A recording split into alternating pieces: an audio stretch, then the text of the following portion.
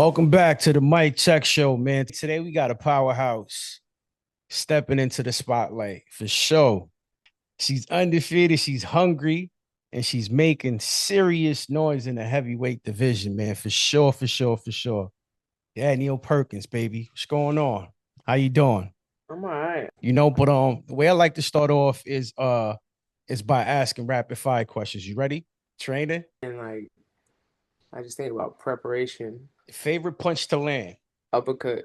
Hardest punch you ever taken? Well, Darius broke my nose, but um, when I won my first Golden Glove, Jarrell Miller punched me out the ring, so it depends. Who was your boxing inspiration growing up? Mike Tyson, I'm from Brooklyn. I thought you was gonna say Zab or something like that. Yeah, so someone newer than newer than Mike. But can you take us back to your pro debut? What do you remember most about that night? Um, I was COVID, so it was weird, you know. To debut in COVID is probably weirdest thing ever. So, training was off. It was weird. If I could go back, I probably would have stayed on Team USA one more year to get through that COVID year because COVID debuting fighting during COVID as a pro was weird. Because You you had to played take, ball before that, right? yeah, What you had to happened with take. that, DP? Oh, I got into a car accident and Okay. ended that. So, but that's gangster though. You chose fighting after your accident. That's real though. I didn't choose boxing. I feel like boxing chose me. I didn't. I wasn't out here looking to get punched in the mouth. I wanted to make layups. You know. Oh man.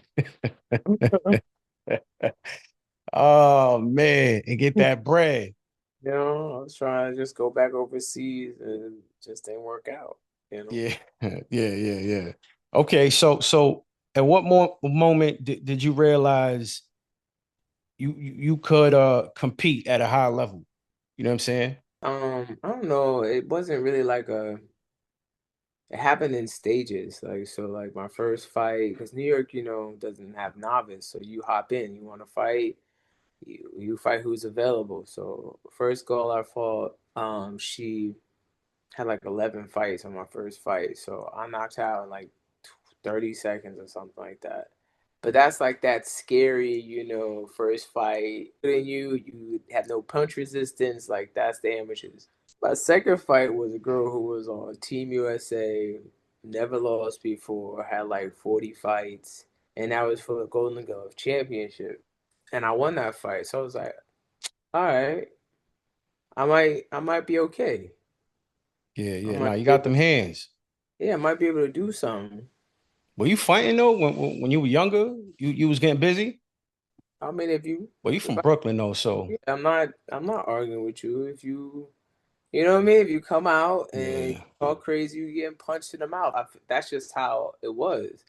Like I'm not gonna stay in here go back and forth. This was like I feel like the only thing with New York is like especially people who grew up in Brooklyn. Respect is very important. Like just respect people. Don't have to be you don't have to like anybody, but I feel like it's important to just respect people. Now, regardless of age, if you disrespect me, I feel like I give you that back and equal and the opposite. So if you feel like you want to put your hands up, I don't care how old, we're gonna fight. Yeah. No, makes sense. Yeah. I mean, I'm from the Bronx, so I um we Yeah, probably I and know. we about the same age too, because I'm 40, you 40, what, 2, 3? Yeah. You know what I'm saying? So we probably been through some things. I gang bang for 20 years, so I've been through some stuff. But you know what though? I want to bring this up, right? You from Brooklyn. Right. Why is it that we couldn't get we never gotten along though? For some weird reason, I don't BX listen. and BK never got along.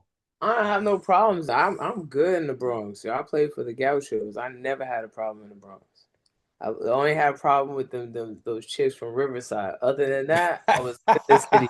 Nah, I think it's just the stigma. You know what I'm saying? Like, for some reason they never count Queens in the conversation, it's always either the BX or Brooklyn. Like, Yeah, because Queens is light. Ain't yeah, nobody, we absolutely. alike too, though. I ain't gonna lie. To Brooklyn, I mean, we both boroughs look alike, though. I'm not gonna lie to you. Queens is a little different.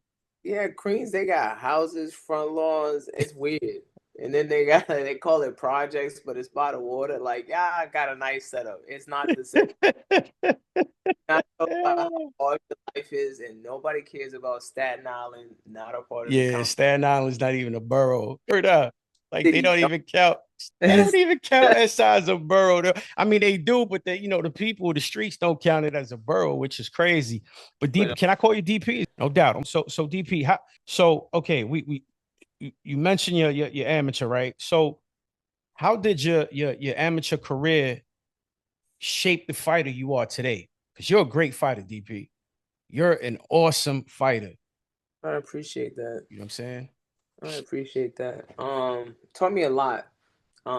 Being around a lot of what I mean, they're my, essentially like watching like Shakur would come to camp, watching him and watching the caliber of like the way that they push themselves. I was like, oh, okay, like it gives you a different lens on what because no one really heard of Shakur then, so it was just Yeah, the yeah.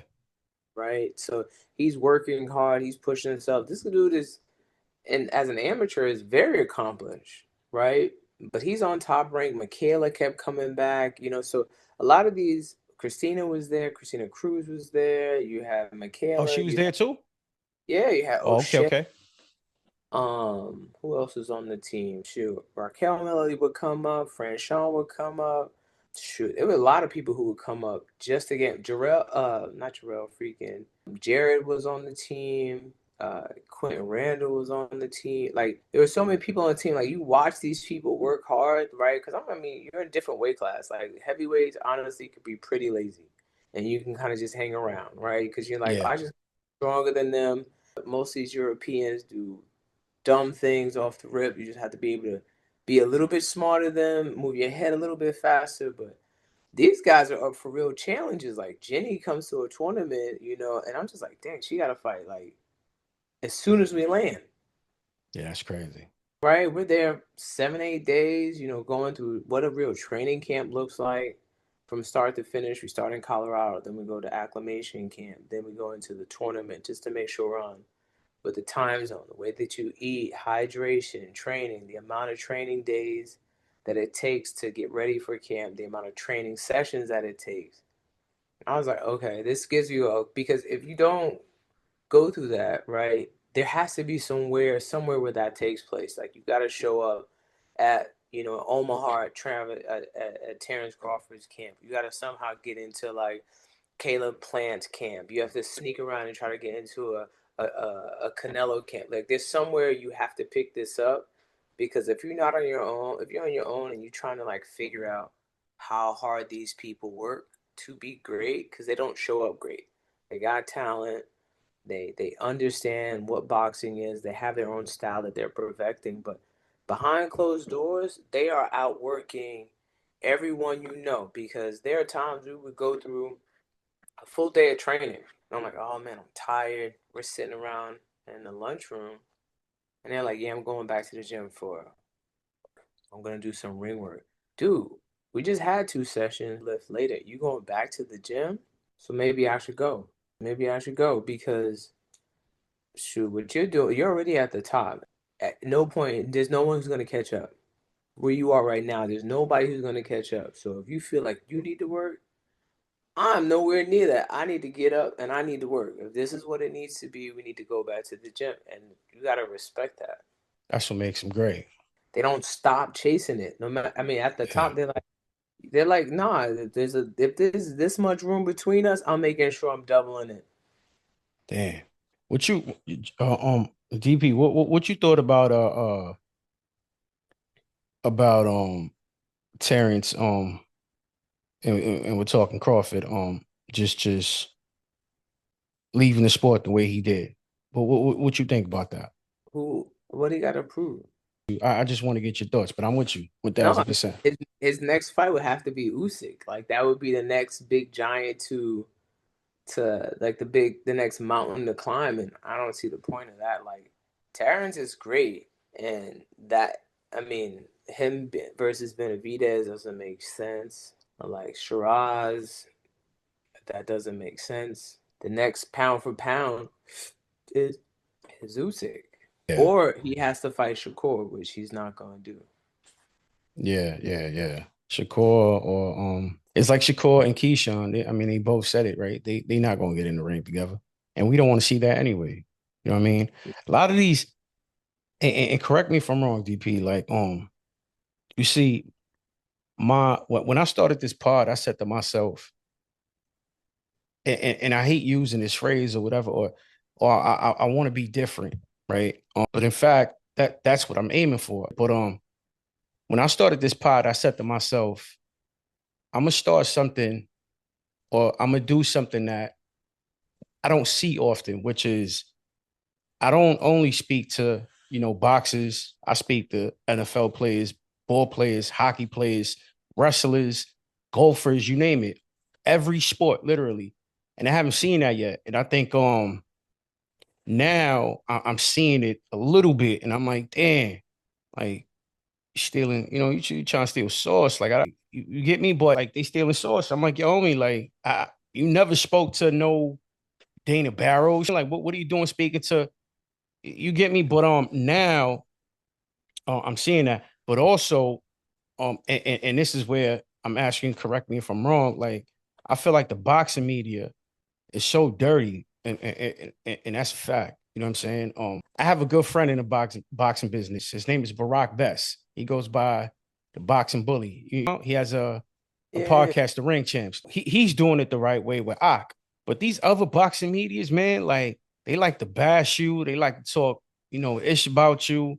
You know what I'm saying? And I promised myself, I said, yo, I'm not going to do that. In fact, I'm going to do the opposite, which is give y'all your flowers. You know what I'm saying? I'm not here to bash.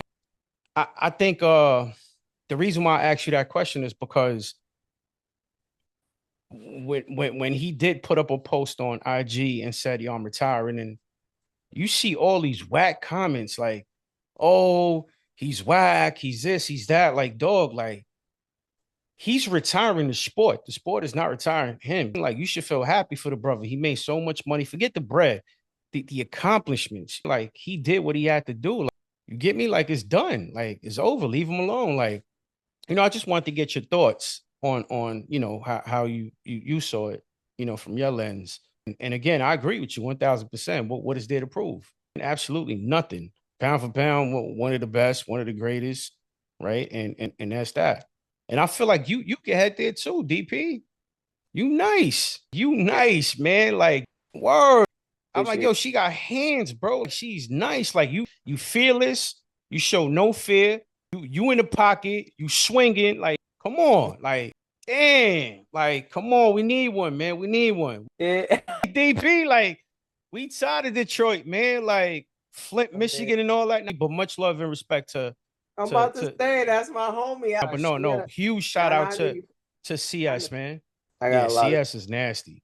yeah. She got a lot of respect. She's really fast. And I say it all the time.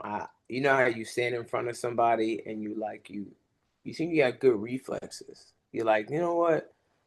I'm gonna stand in front of them. Boom. As soon as they make that move, I'm gonna pull the trigger every time, Yeah, right? Because yeah. like I see, there's every fighter has a tell.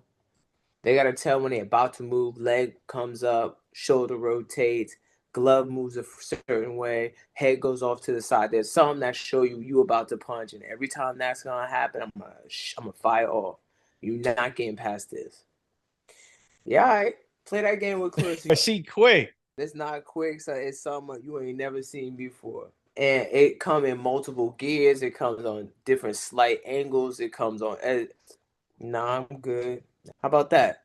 Yeah, you get in the Fight ring her. well. You fight her. But look Oh, at this DP. They just I don't know who posted this video, right? Of her getting, I think she was sparring someone, right? Like, and that she was, got knocked to the canvas, but why you bashing the girl? Like, y'all whack for that, dog. Like, y'all super trash for that. she ain't never gonna listen. She ain't gonna fight no man. They're never gonna sanction that. So, in order for us to get good sparring, females not competition. So you got to think about it. She fighting a dude, getting ready for camp, losing weight, whatever. And the worst thing about it is you try to find dudes that are your weight. And a dude your weight's definitely a lot more strong, especially a guy with fights. So they like, oh, he only has fights. He has 5 fights against 5 dudes. How many fights has she had against dudes? Sparring, and we all know this. Every one of us know this. And secondly, you must have gave it to like a boxing outlet, and you're whack for that. Like no respect at all. Like that's trash. Like you should have kept it to yourself, and that's that, homie. That you knew what happened. Yeah, but that exactly that's what I mean though. And this is where I guess this is what I'm trying to do. Just give you guys your flowers. Like I don't know you from a hole in the wall for me to talk bad about you or bring your name down. I, you know what I'm saying? And it's so whack to me. But DP, what was the toughest fight of your career? What was it? CS? It was like actually the first time. Both of y'all was getting busy. Yeah, no, we had a fight, and I think the adversity that I faced throughout the fight, but also I had some issues in camp, and that was only my fault. Those are things that I needed to correct. And that's, I think most fighters have like these moments of like self-reflection. There were a lot of things looking back that I could have done better. And sometimes the moment gets better. You you know, hindsight's everything. In the Yeah. moment you're like, oh, I could have done this, or I could have done that. But then you like, yeah, I thought that, we were in a good place, but at some point it just, first round she came out hot, wasn't expecting that. So I had to adjust. Then the third round, she made an adjustment. All right, cool. I made an adjustment. Fourth round, I felt like the fourth round was just like a back and forth. Fifth round, and then I got dropped in the 10th. Sixth round, I was like, I want to go home. She not stepping back. Usually, when I punch somebody, you start to have them have this kind of just understanding of like, you know, I'm not gonna be able to take much more of these. And when I watched her fight Savannah Marshall, I was like, the problem with this fight is Savannah Marshall not putting 2 punches together. You put 2 punches together, but then when you're fighting her, you're realizing she understands distance much better than you. Wow. So you're not going to be able to put those two. Is that like you hit her with one shot? She's just a little half step to get away from that second shot. Okay, let me make the Yeah. adjustment. Boom, land the 1-2. I'm like, man, she is good. And this is annoying. I hate this. No, that's real. That's real, DP. You know, the fact that you representing New York means a lot, man, to the city. I love it, man. There's a lot of fighters from Brooklyn, as me and you both know. Zav. Only if you knew DP, I was like, dang, like she really repping the city though. Cause again, we have right CS, right? She's from Flint, Serrano. I mean, From Bushwicks. I like that I don't want to call it underdog, but I like that underdog story. You know what I mean? I like that story. People that's facing controversy, people that's facing certain things in life that us as fans don't know about. That's the type of, but shout out to Serrano. Yeah, she's man, amazing. I mean, I just like that underdog. But other than that, I mean, you represent the city well, man. And I just want to give you your flowers and say thank you. You know what I'm saying? DP for real, for real. Appreciate you. Uh, which opponent pushed you the hardest inside the ring? Was it CS or someone else? Nah, it was Claressa. Yeah, it was that fight. I realized a couple of things. Number one, I can fight. I can fight when I'm under pressure, but also like where your mind goes when you start to get like it's a very. I feel like every fighter has a fight that kind of makes you kind of switch that gear. I never really used to talk crazy to people or even like, really get up for fights. I train and then I just like start to kind of think of ways to break you down. Um, but when I fought Clarissa, I was like, oh, I have to change so many things. If this is the level that I'm gonna fight at, and this is the expectation, I gotta change a lot of things. I have to get better. I have to clean up a lot of these holes. And I did all of that to then go into the ring the last fight, and I told the girl, I was like, you suck and I'm gonna dance on you, and then I'm gonna knock you out. And she was like, really? I said, yeah, I hope you brought your dancing shoes because I'm definitely going to dance all around the ring. And then we going home early. And she started laughing. I was like, I'm dead serious. My coach was like, look, go ahead, touch her with that hook. And we're going home. It's time to go home. It's time to go home. Okay, so after the fight, did you see her after the fight? The fighter, did you see that person Yeah, after the fight? yeah, she was cooked. Like, damn, you was right. I was, listen, so if I'm going to be honest with you, I was talking to her the whole fight. Yeah, Every round. At the end of every round, I cursed her out. In the middle of the round, I was talking absolutely insane to her. Listen, I don't think I've ever done that before. I've talked in fights, but not the whole fight. Whole yeah, fight. Whole fight, I was on her. She called me old. She called me basic. She said she had more tools in her toolbox than I did. I think literally during the fight, I said, I'm taking you to Home Depot. And I got this. We going all the every hardware store in Brooklyn. That's crazy. like, oh yeah, you old. I got youth on my side. I said, I'm going to hurt you. Because I was like, you want to come to the U.S. and the two people you step to, first you stop by Claressa's media workout like you was going to do something. Then you're like, yeah, I want to fight Danielle Perkins. I was like, I don't know if it's head trauma or she's just stupid. These are poor decisions. Yeah, yeah. Dang. You getting hurt. I told when Claressa called me and was like, yo, it's on for Shay. I was like, I'm gonna hurt this girl. Like, I can't believe like the audacity. No respect, but also, you got a belt, but let's just be honest, you bought that belt. They allowed you to fight some girl who was 5'2" with a lopsided record. Yeah, You don't have yeah. Nobody. Yeah, no. yeah. It's over. Yeah, it Mm-mm. was over. And yeah, I already know. You I should already have. know. It You was should done. have. Yeah. DP, what does a typical fight camp look like for you? So last fight we did a rotation, 3 rounds, every 3 rounds, fresh body. That's when we're in like for a couple weeks. Build up to that. 3 days of sparring, one day is like really hard sparring. Those are the days where I think one day like I went to go do something with Clarissa and Chicken and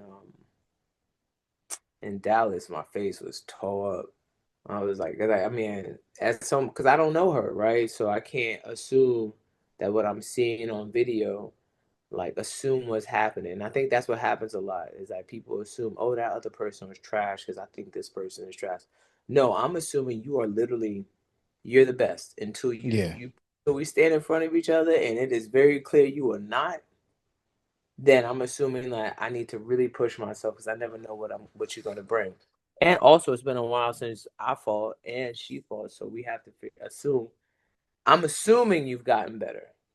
yeah, I mean, I was dead wrong, but still, I would assume that you were getting better. So that's how we train: running in the morning, strength and conditioning, Monday, Wednesday, Friday, runs 4 days a week, yoga on Sunday.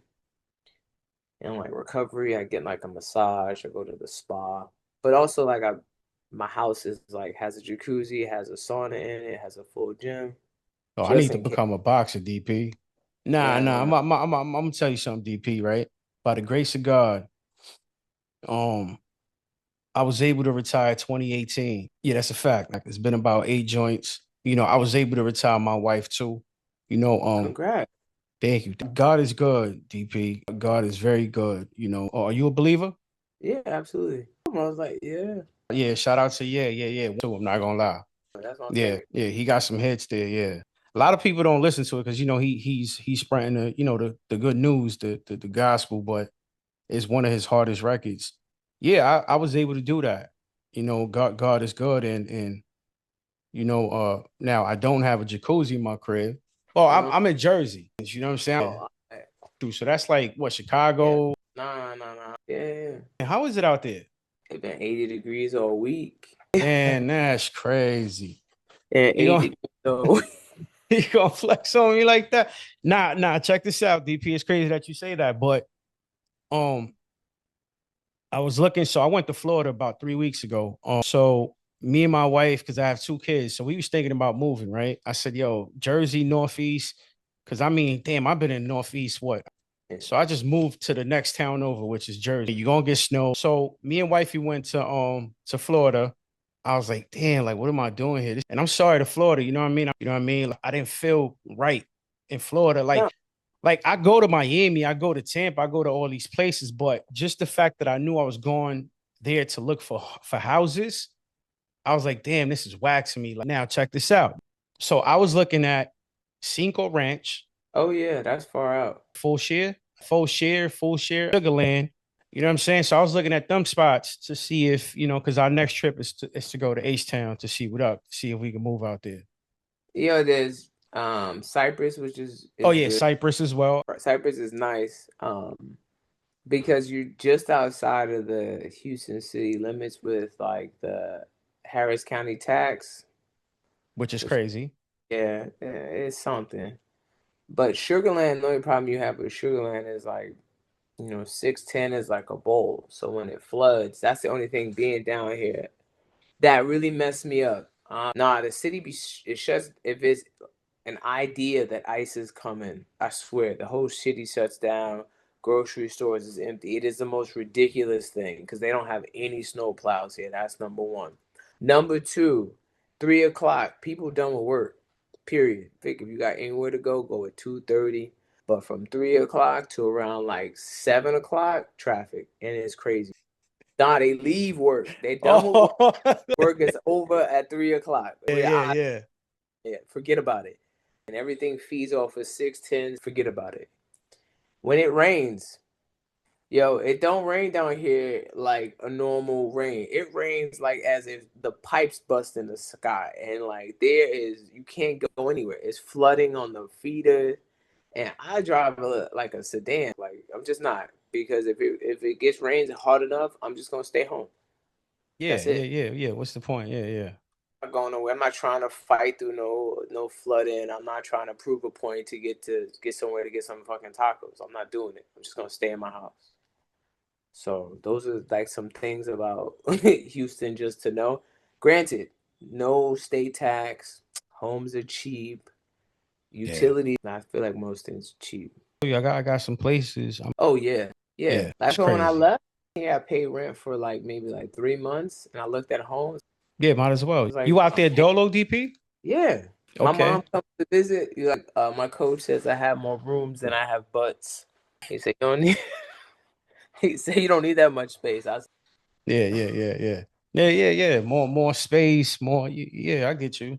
You don't have a companion? yeah, I got two dogs. And, I got Jack Russell Chihuahua. His name is Churro. He looks like a churro. Now that's what's up, man. I need to ask you a few more. Do you spar differently depending on the opponent you're preparing for? Yeah, absolutely. Now, is that because of their style? Yeah, Gotcha, like gotcha. Okay.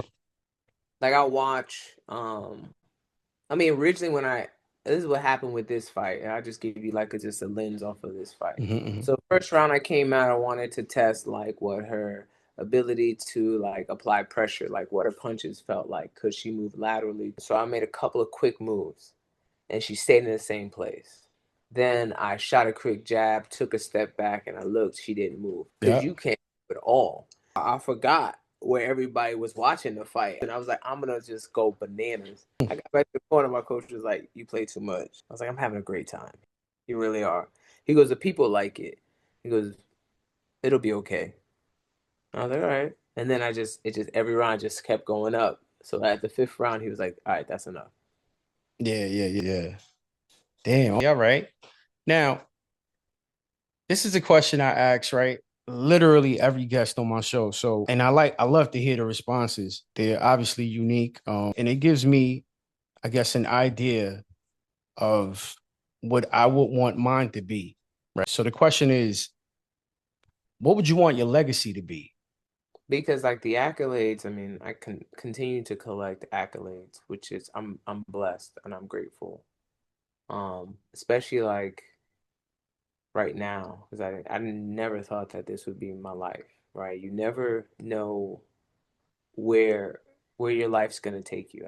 I wanted to play in the WNBA and be a Hall of Famer. And when I started playing around with boxing, I didn't know what I was getting into. I didn't know that I was gonna love it. I didn't know that I was gonna study it. I didn't know that I was like really hyper focused on really becoming great at being me in the ring. And I think that's the thing. Like I don't think at any stage as a boxer I could become anybody else. I can only become the much better version of myself and be able to hone in on those skills and be great. But there's somebody who's watching who's like, you know what? Danielle Perkins inspired me to start boxing, to taking, because I just look different as a heavyweight, right? But also, I'm not 20 years old. So now there are people who are older who are like, damn, you're in great shape. How are you doing this? What are you eating? Like, I don't really look at it as an age thing. I look at it as a progression thing. Like, am I in better shape than last year? So am I cutting my mile time? Or am I getting stronger?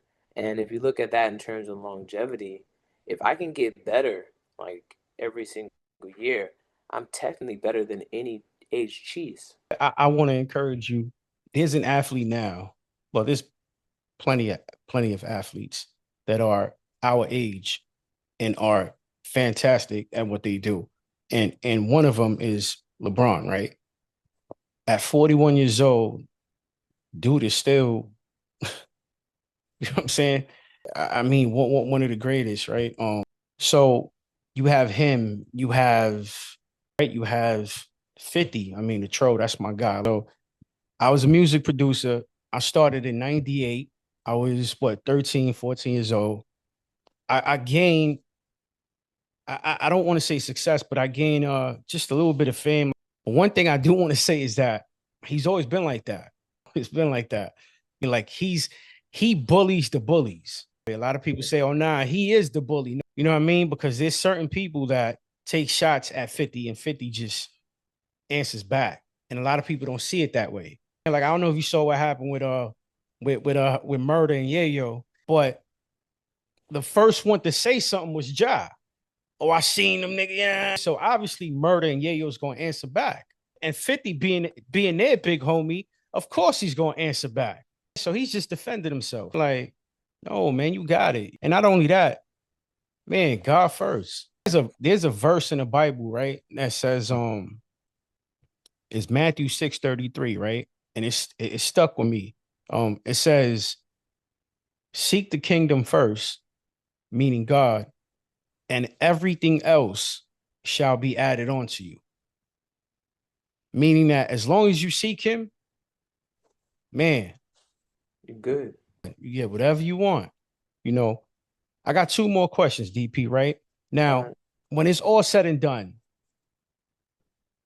how do you want your fans, right? Because that's one thing is your legacy, but how do you want your fans to remember Daniel Perkins? Approachable, friendly, kind, but also dangerous. Mm. Damn, to the fans, DP? Yeah, no, I don't want everyone like you get older, people be trying to disrespect you. I just want you to know, like, not on I am I'm polite. I'm polite, but It's like you have God on this side and then your coach on this side. And last question, right? this might be a little cliche, but And think about like the female upcoming, up and coming female boxers and all of that. you have to look at yourself, right, every single day and never feel comfortable but looking yourself in the mirror and feeling like you disappointed that person. I think that's first and foremost. Like wins and losses, I feel they happen. But if you gave 100%, you could walk away knowing that you gave everything. So there's only one person you have to really kind of always look. There's always going to be looking back at you. So you constantly have to look at yourself, look within yourself to always know that whatever you're doing, basketball, football, corporate job, whatever the case may be, just, don't let yourself down. There you Respect go, that. guys. Man, I thank you so much. You know, am I going to your next fight? Nah, nah. Well, See, but I gotta get it. I don't care yeah, where no, you are, whether you in Houston, you fight in Vegas, Australia. I'm pulling up. Thank you so much. Thank you so much, DP. God bless you. God bless you and your family. And you have a great weekend, DP. And I'll send you a DM. I'll shoot you my Yeah, number so we can chop it up. Whenever you want to speak, or again, and another official invite. So I can pull up. And yeah, that's that. New York, stand up, baby. let's go. You coming to Houston though, so That's a fact. That's a yeah, fact. All you coming right here. right, So DP. I appreciate you. all right then, I see you Peace. later.